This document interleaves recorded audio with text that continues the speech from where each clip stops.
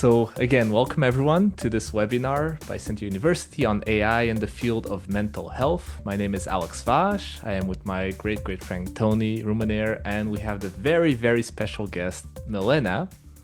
Milena is a founding director of the counseling psychology program at the Wright Institute, and she has been exploring in a very bold way the intersection between psychology and AI for a while now.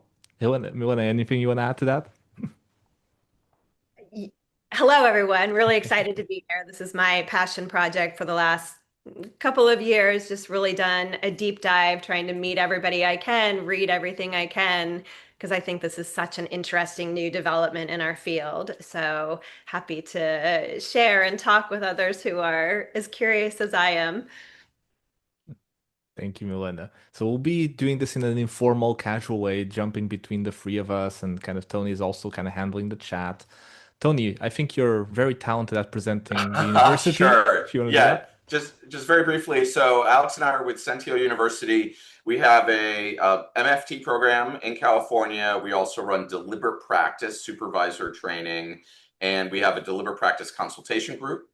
I think that meets twice a month, and we have free psychotherapy training resources and free clinical training videos. Are all linked on this page in the slides. So please check us out. Thank you. Okay, everyone. So you know why you're all here. Alex, maybe I should take this moment to Yes. yeah. So, uh, we were talking before the webinar about, okay, how did we get here? How did this happen? And I was thinking back to, when I first heard about ChatGPT, I was really skeptical, and I finally tried it. And, it was kind of cool how I had it make a piece of poetry that was kind of cool. And I made it, do some interesting things, but it made a bunch of things up. It was inaccurate. It didn't really seem to work. And I was like, okay, this is kind of a fun toy, but, this is not really going anywhere, not very useful. That was maybe over a year ago. And I kind of put it aside, and it was in the news, and I was just basically ignoring it.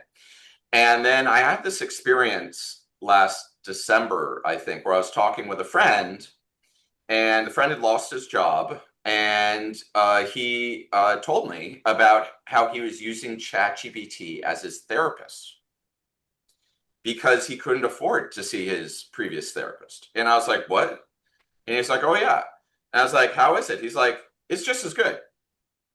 And I was like, what do you mean? What do you use it for? He's like, well, just whatever I was talking with my therapist about, I asked ChatGPT. And I was like, what does it say back? He's like, it gives me advice, it listens. And I was like, but it's a machine, it's a robot. And he's like, it's giving me advice and it's basically free. And I mean, I was just shocked. I didn't really know what to say.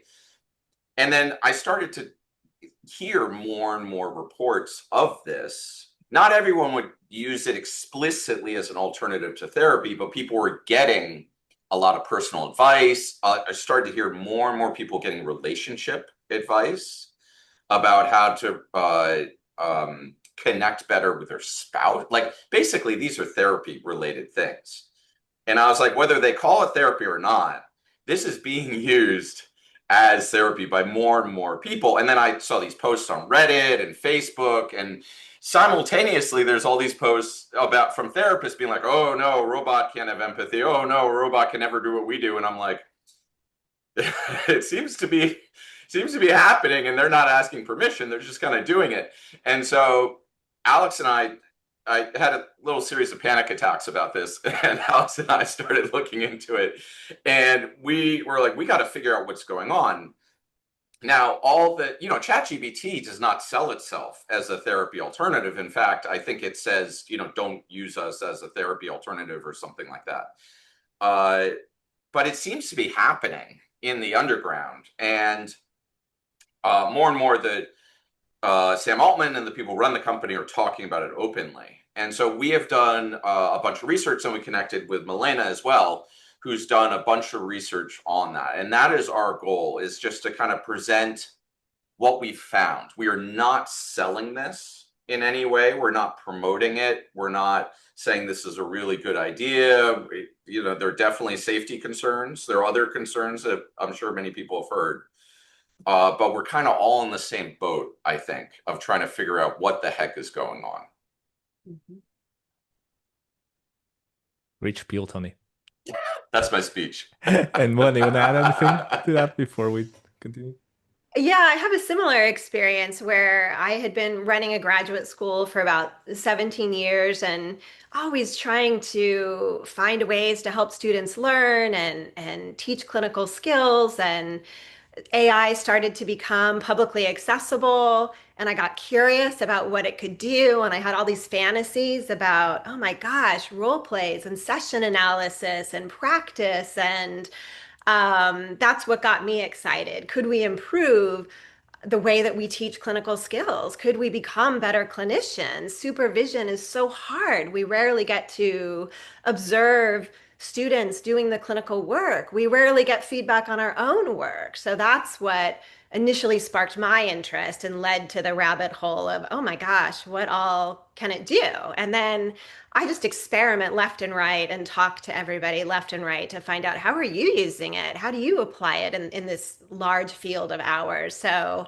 I see a lot of potential, have a lot of concerns as well, like everybody else, and a lot of curiosity about how this is all going to unfold, but mostly just incredibly curious. I think this is a new tool we haven't had access before. I like to direct my energies toward how can we use it for good? There's the dystopian fear, but much more curiosity about how can we harness this? What potential does it have?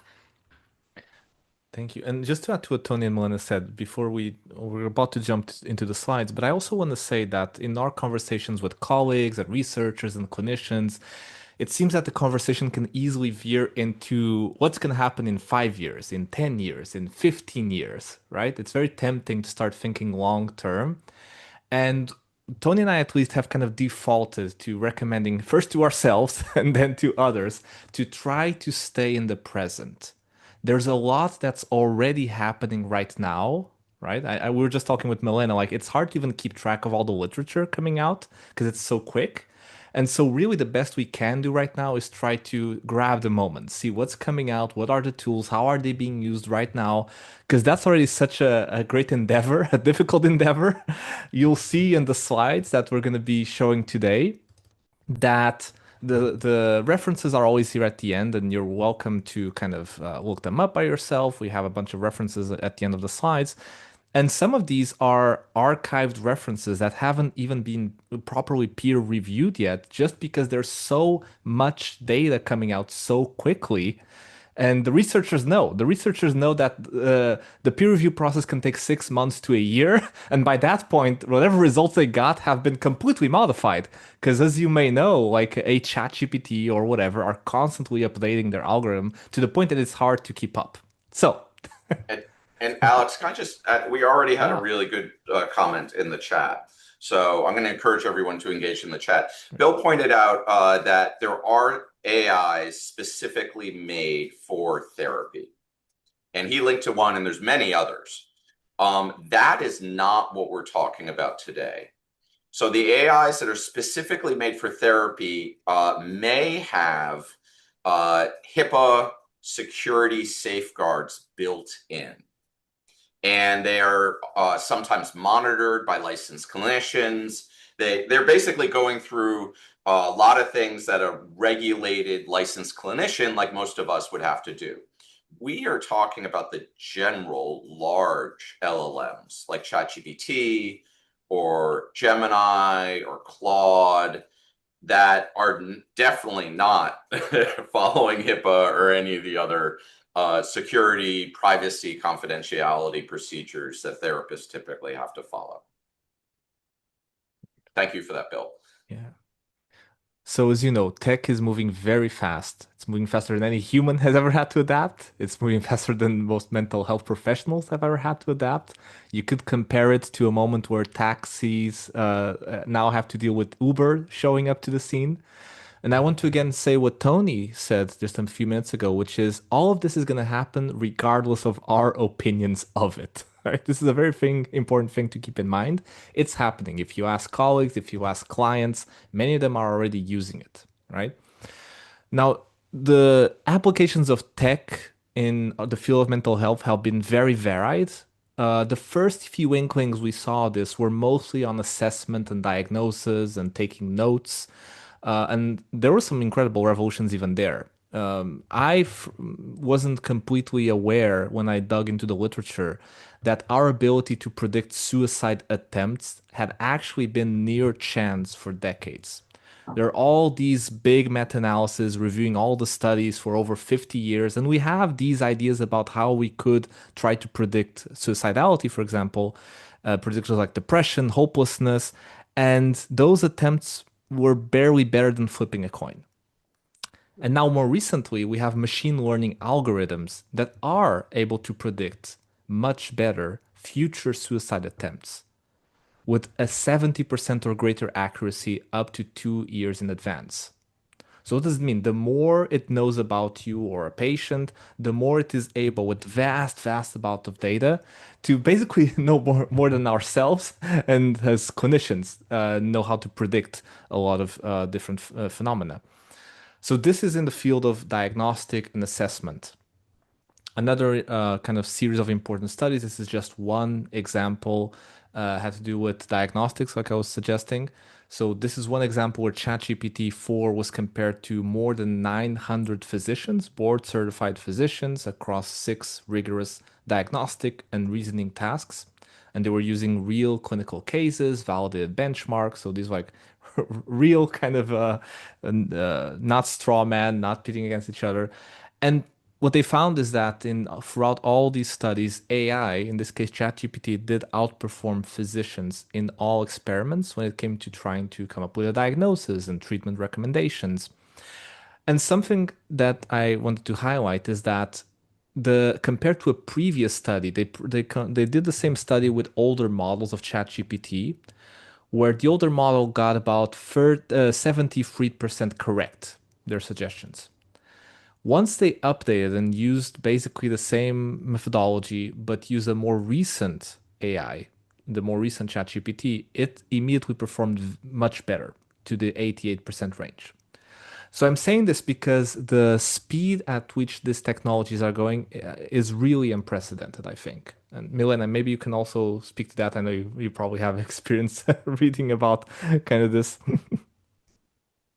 Yeah, I entered into the space because it was new and I thought, oh, I can catch up, I can learn this, be ahead of things. But yes, day by day, so much new material. But I would also point out we are resilient, we are capable of adapting. We had to make very big changes quickly when COVID hit, and we all shifted to doing telehealth and therapy online, which most of us thought, no way could we ever do this. So there have been examples in the past where clinicians have had to adapt very quickly to new technology. And I think that's where we're at now. But it's hard, even as somebody who spends all day, every day reading the literature and talking to people.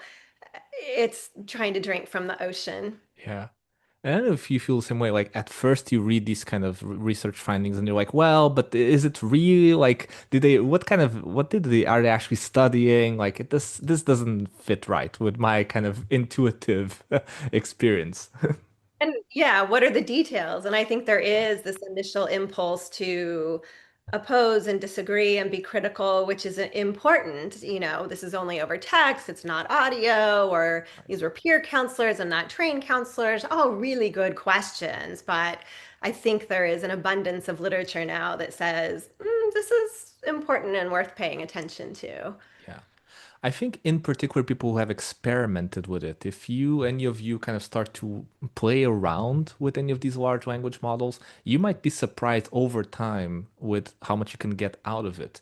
So one particular line of research that's been kind of piling up over the last few years, there's a recent systematic review and meta-analysis on this, is that for text-only settings, right? Like Melanie is saying, this is just over text. AI chatbots have been consistently rated as more empathic than human clinicians. So again, this is people who don't know if they're talking to a AI chatbot or a real clinician, right? And using like the latest, best models. In many cases, a GPT-4, for example, significantly outperformed humans in text-based empathy. And this is asking the people who are using it, right? You literally ask the human using these technologies. You're talking to either an AI or a human person through text. With which of these do you feel more understood, more warmth, more empathic, et cetera, right? And again, they have been getting progressively better. Now, the first few studies, they didn't outperform humans, right? They were very clunky, and you could definitely tell that there was an algorithm in the mix. But that's getting harder and harder to notice at this point. Now, so far I've been showing you like assessment, diagnostic, its ability for creating some sort of semblance of empathy, but there are also a bunch of studies showing concerns around using these technologies, especially in the field of mental health. So Stanford, for example, has kind of a line of research going on currently. And this is one example of one study by Stanford. They have computer science researchers, and they gave ChatGPT a bunch of mental health prompts. And so what it returned over time was concerning. The researchers noted in particular that GPT would easily reinforce delusions, miss suicide cues, and fail to challenge harmful thinking. These are three big examples. We noticed this in our own little studies that we're doing at Sentio, that for example, if we were to provide it with a series of psychotic, delusional type prompts, that very easily, because of the agreeableness of most large language models, it would just agree with whatever delusion we put in. Yeah, So the ChatGPT would say, something to the effect of, yes, you are Jesus. It's important that you believe in yourself and don't let other people dissuade you from your realization about this. And you can imagine how that would not be helpful for some clients. So that was for I think, Tony, for the psychotic type symptoms, that was the most apparent, but we also tried it out with suicidality, homicidality, Yes. domestic violence, and it did vary across the large language models how safe and ethical they were in their responses, but we never got at all a 100% safe response across all our prompts. There were always problematic type responses in the mix as well, right? So it's really a mix at this point. Sometimes they would do very well. Yeah. I think it was in particular Claude and Gemini would catch suicidality when we were kind of imitating suicidality pretty well and respond with like a hotline, and they'd say call the hotline right away and that kind of thing. What we have heard, we can't confirm this, but what we have heard is that most of the major AI companies have internal, they're called trust and safety teams. And these are staff who are working to make the replies that the AI gives to users safer in instances of suicidality or homicidality or psychosis or that kind of thing. But the companies don't really, like, maybe they're hiring psychologists. We don't know. They don't really talk about it. They don't talk about their data. It's kind of a black box what's going on. Yeah. I'll add to the concerns as we currently know them. So, on the same kind of Stanford line of research, something interesting that's also coming up, interesting and concerning, has to do with stigma.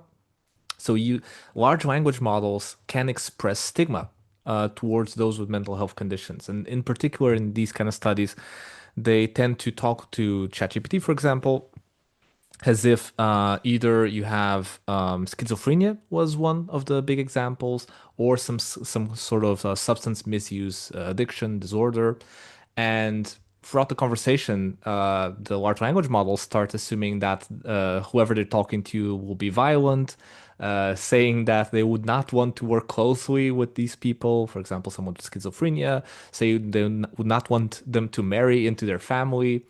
So if you're really trying, and sometimes you don't even need to really try, you can get problematic answers from the large language models.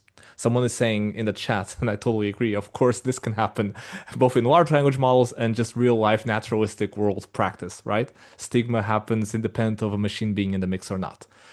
So this is important as well. We actually don't have a way Yes. to compare, is Yes. a machine more stigmatizing or like what's the baseline here? It's very hard to assess that actually. Yeah, therapists have all kinds of biases. I mean, speaking personally as a therapist, I've seen all kinds of errors in my work with clients, and my supervisors and consultants have seen all kinds of errors. So, what we're really hoping is eventually we can do, real controlled trials. Sorry, go ahead, Alex. Yeah, that's great. Yeah. So there's all these kind of reviews of the literature coming out, and the basic conclusion is that most of the researchers still say that none of the large language models would meet criteria for human therapist standards, right? Many could endanger users in crisis due to their compliance and lack of safeguards.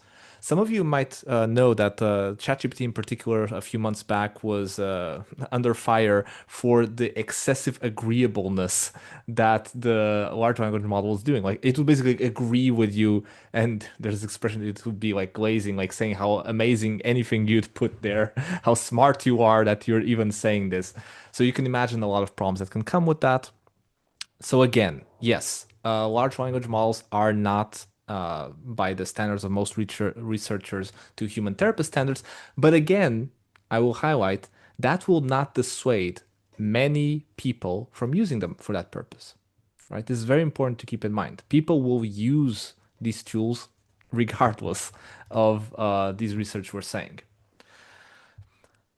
Our field is catching up to this. Just very, very recently, I believe a month or two ago, the American Psychological Association put out what they call the ethical guidance for AI in the professional practice of health service psychology. So these are their guidelines for using AI or thinking about AI in the field of mental health. And you have a link there. You can read about it yourself, but they focus on a bunch of different elements that have to be taken into consideration when we think and use AI in the context of mental health, from transparency, informed consent, mitigating bias, data privacy. I want to highlight the element on human oversight and professional judgment.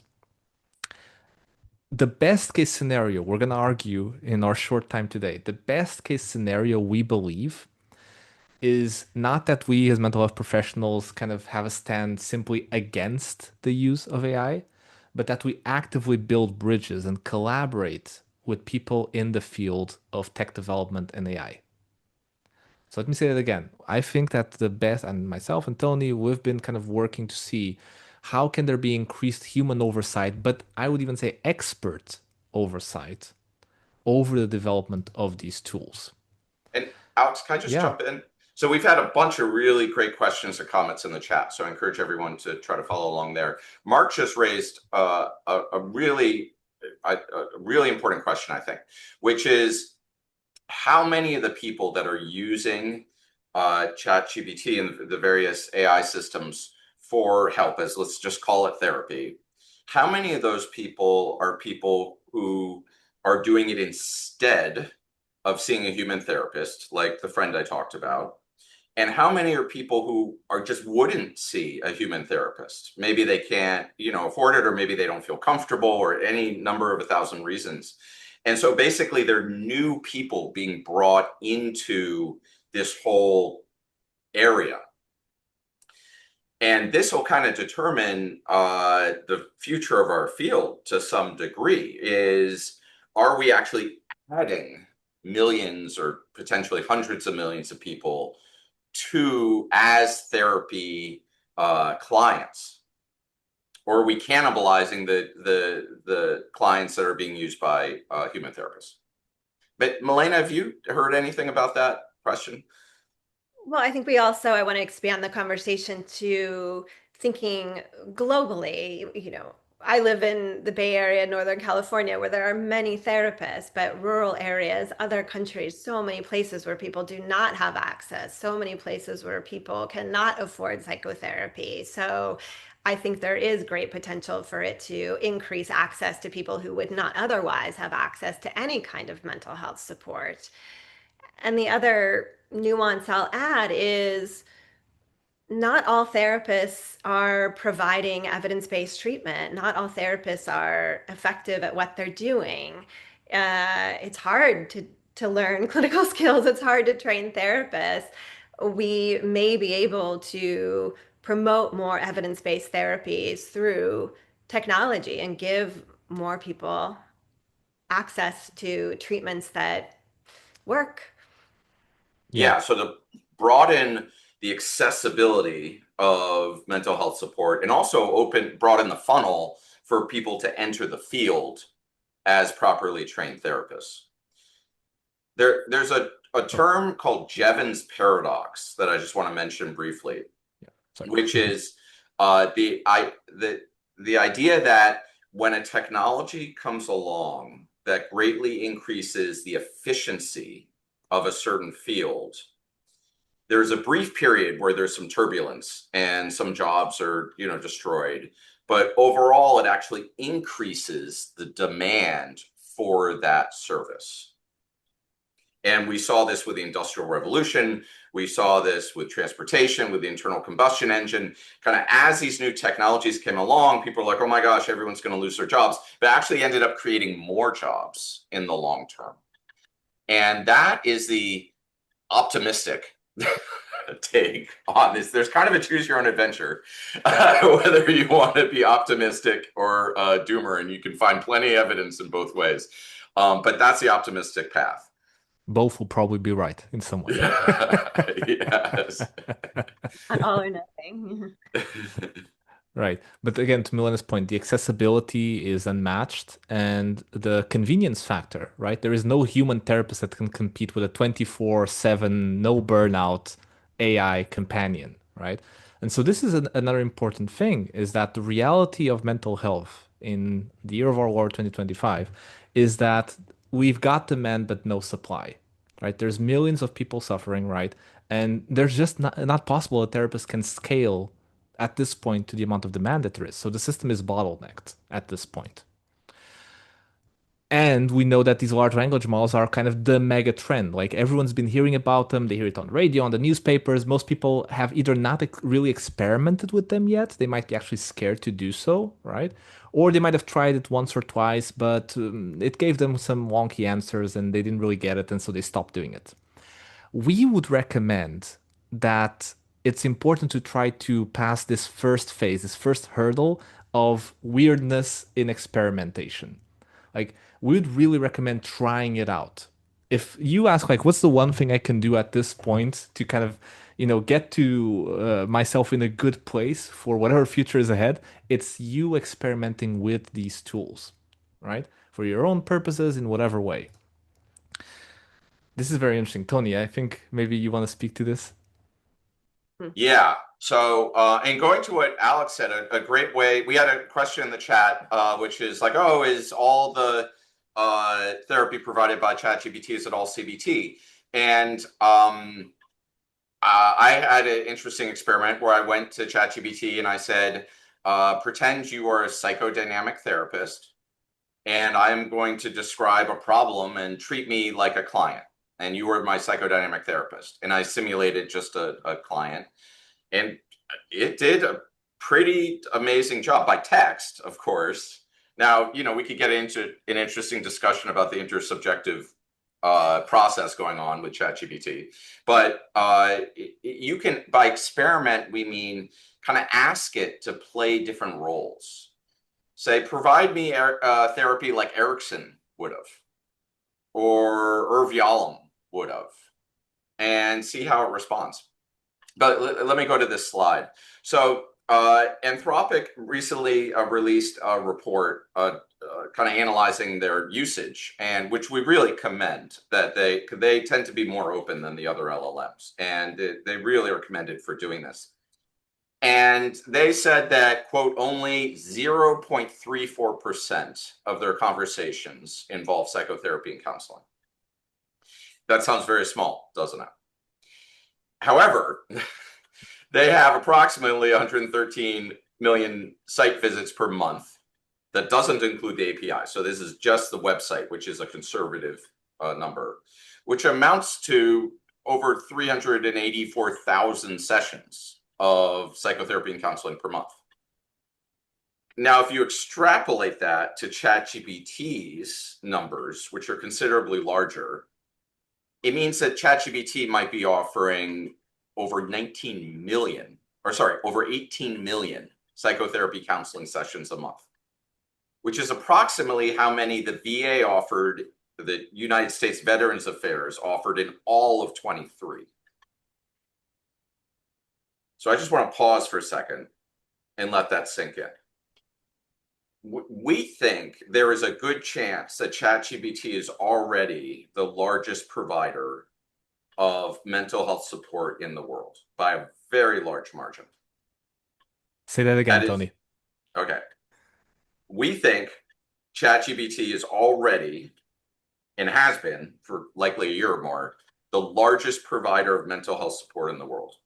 I consider Sam Altman the largest, the CEO of the largest mental health company in the world that also does some other things. Now, this is without them advertising it. In fact, this is with them explicitly in their terms of service saying, don't do, if you have various, crises, don't do it. Go ahead, Alex. That's my speech.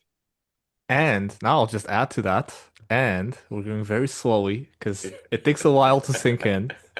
Remember that these scale globally, multiculturally, they're accessible 24/7, no burnout. Right? So again, we believe the only realistic, and positive way, non-doomer way to go forward is building bridges, right?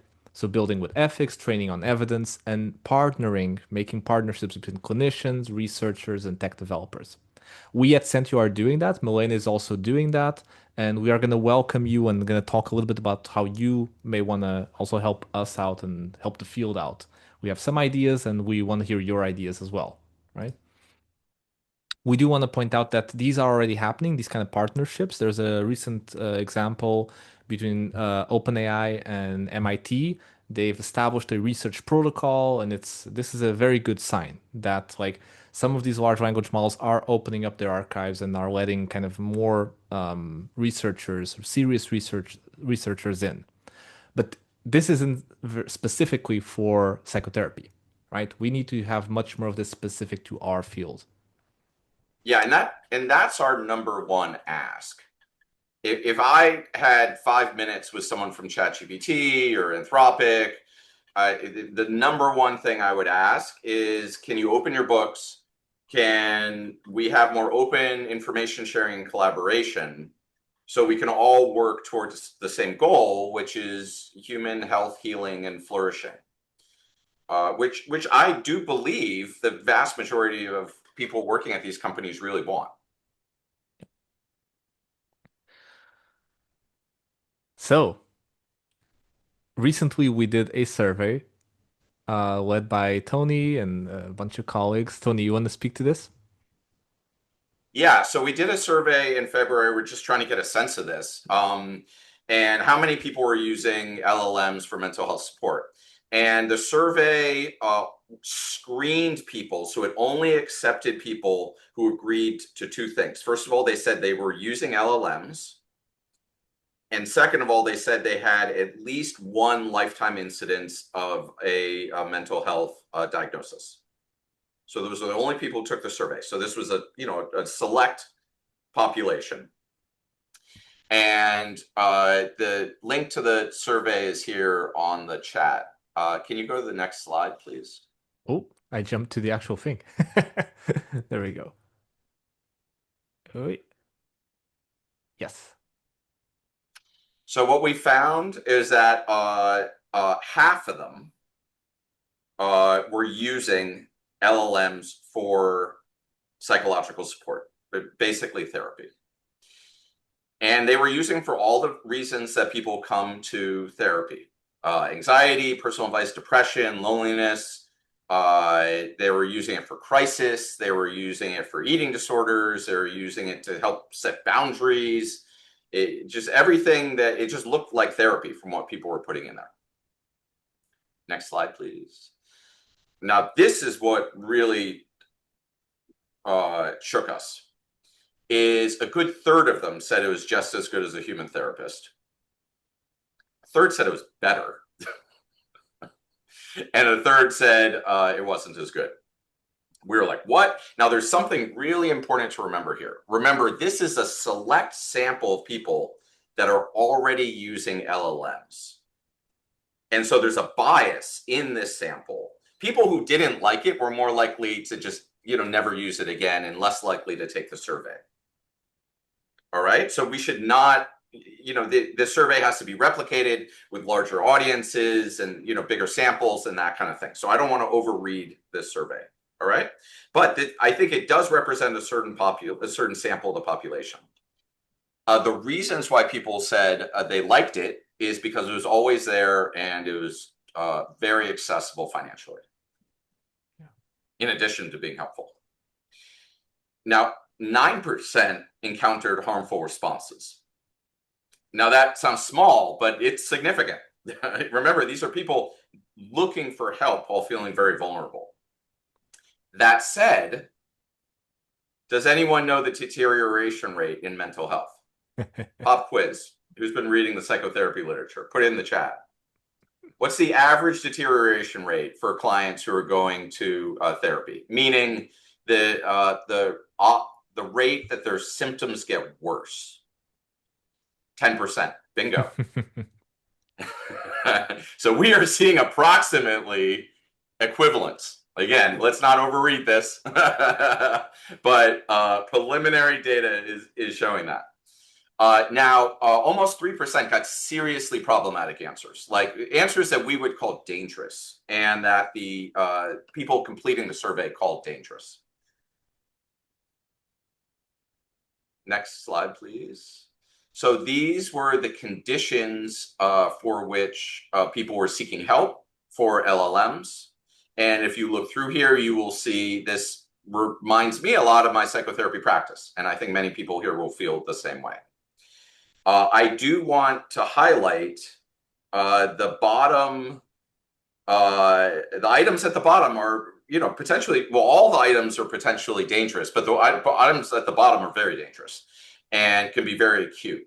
And so people are going to ChatGPT. Or now, one thing we haven't mentioned here is we asked them what LLMs they were using, and the vast majority of them, I think it was over 90%, were using ChatGPT. Next slide, please.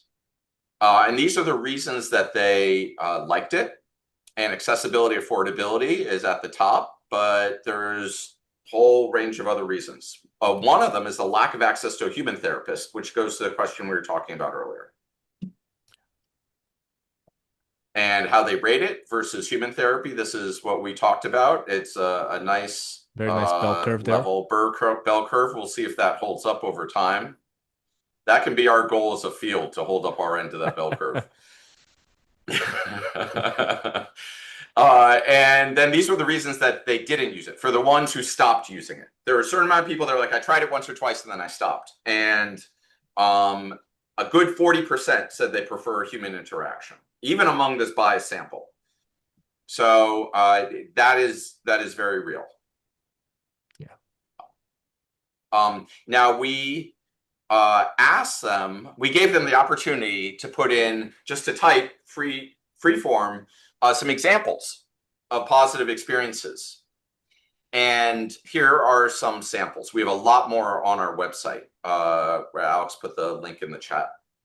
Yeah. First one, I have found it very helpful personally. As an introvert, I am more comfortable opening up than I would be with a human therapist, because my public speaking type anxiety tends to kick in and I can't think.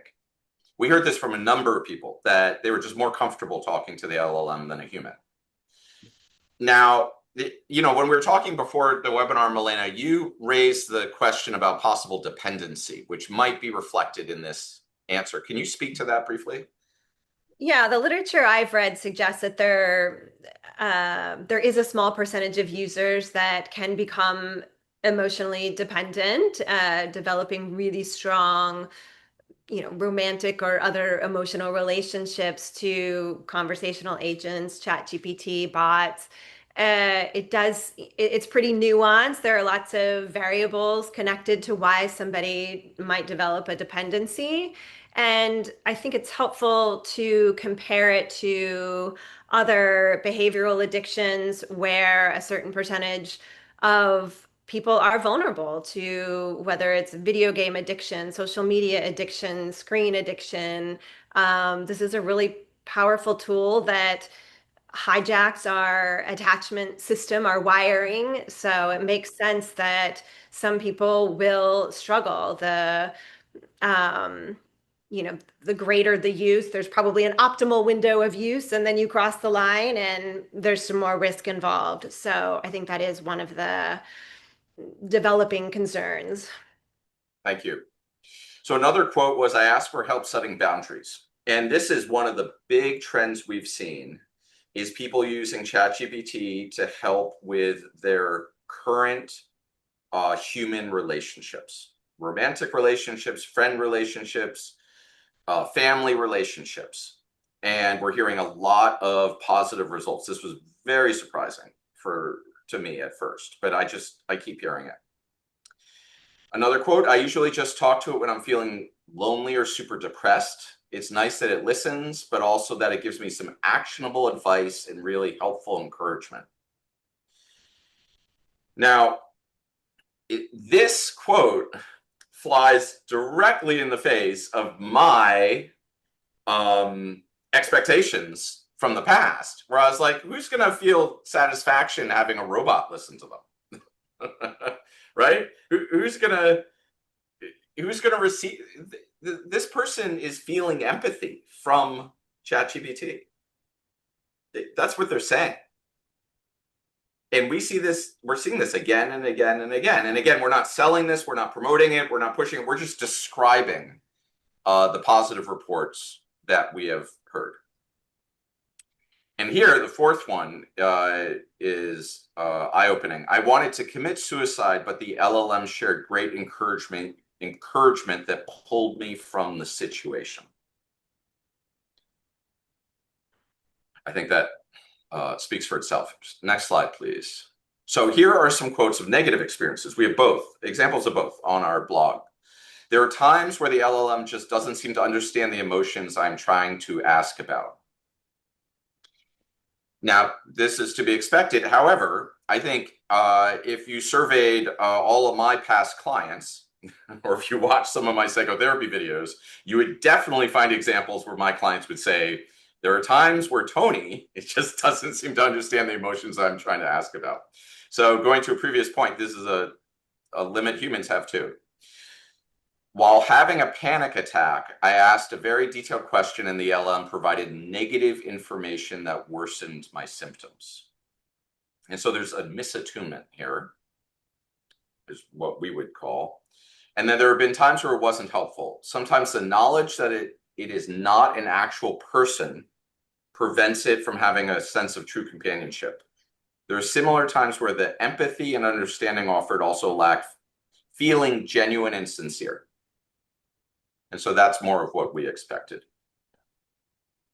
But Milena or Alex, do you want to add anything in terms of what you've heard, positive or negative, from people using the LLMs? I think anecdotally, it's fun to share that a number of my friends, family, and colleagues are therapists, married, partnered, and often use ChatGPT to communicate with their partners to figure out how to rephrase something, to soften it, to take out the outrage at the moment. And some of these folks are couples therapists, and so it's interesting that so many of us are using it that way to kind of soften and support our interpersonal conversations. I certainly use it often for work as well to try to understand what's the tone of this email. how can I respond in the most kind of professional and warm way, even though I'm kind of upset and angry, getting a second read on something.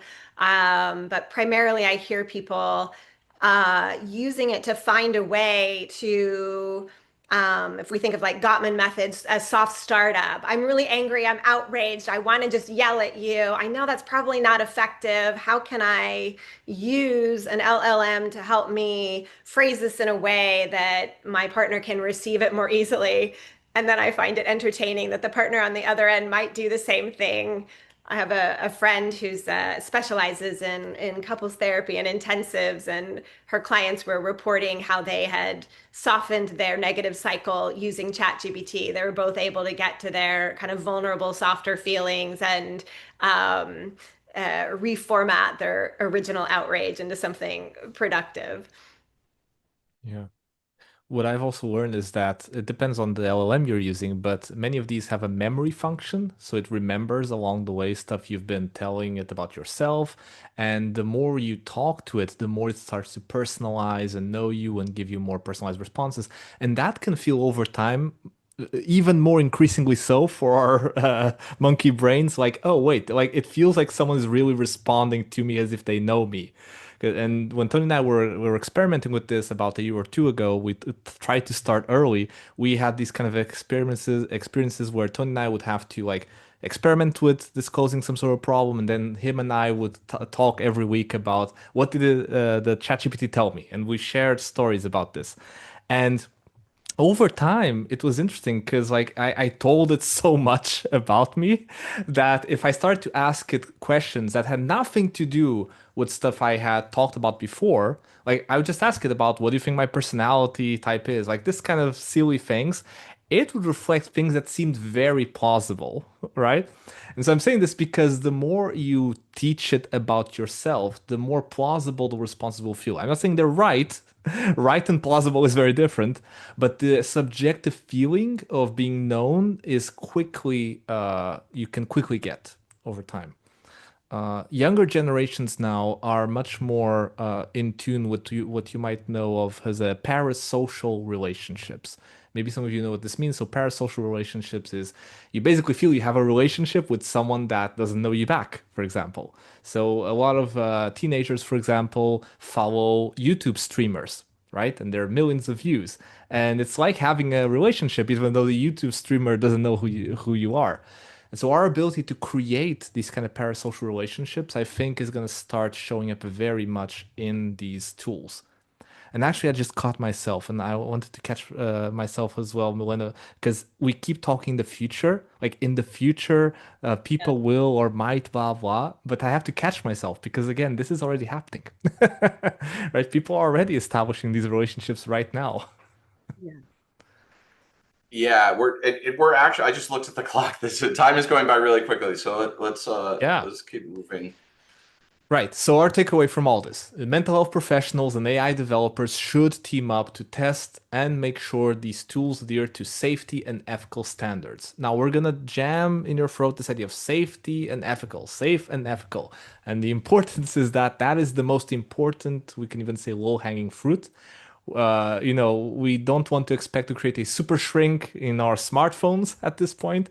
We really have to help make them safe and ethical. But there is a problem related to this, which is it's hard to get an agreed upon way from experts on how to flag problems with AI, right? How do you even assess if an AI is safe and ethical, for example, for psychotherapy purposes? So we at Sentio, we've been collaborating and doing this ongoing study, which you are still in time to join if you want. We've already started, I'm but putting the link in the chat. thank you, Tony. So this is something that we've been in the works for some months now.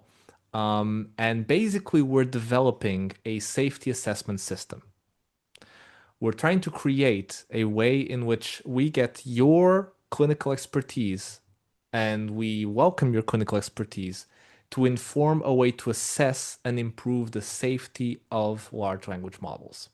Yeah, we are partnering with AI safety researchers from Underwriter Laboratories. This is organization that's been around for over 100 years. And normally they're testing the safety of electrical devices and chemicals and stuff like that. And now they're starting to test the safety of AI. And we partnered with them, and we are looking for volunteer therapists and therapy graduate students to test AI systems for mental health safety. And so here's the link, and I put the link in the chat. And the study is running the rest of this month, which is July. And you're welcome to join, or you can sign up for our email list if you want to join future studies. Yes. And here is a literature review, which we've been putting together. Milena did a lot of the heavy lifting for this literature review. So thank you, Milena. We've got, how many pages is it? Many pages of detailed. So now you'll have access to basically a summary, 11 pages of the most important recent large language models AI in mental health studies. We'll give you access to this. You don't have to read every article. I tried to give just a snapshot of here's 3 sentences to summarize it. So you don't even have to plug it into ChatGPT and ask for a summary there, but you can. That's fun too. Yeah. At the risk of being boring, I just want to repeat, this is already happening and the studies are coming out very fast. So it might be easy to feel a little bit overwhelmed and by it all. And so just to repeat, the best way to start to get to know about this is to experiment, frankly. Talk with your colleagues, talk with your clients, talk with your family members. Have they tried it? What have they found is helpful and not helpful? And try it yourself. Because there's a lot of great questions on the chat today that we frankly had no idea about the answer until we experimented ourselves, right? Just through the process of trial and error, we ended up to get some semblance of responses to some of the stuff you've been asking.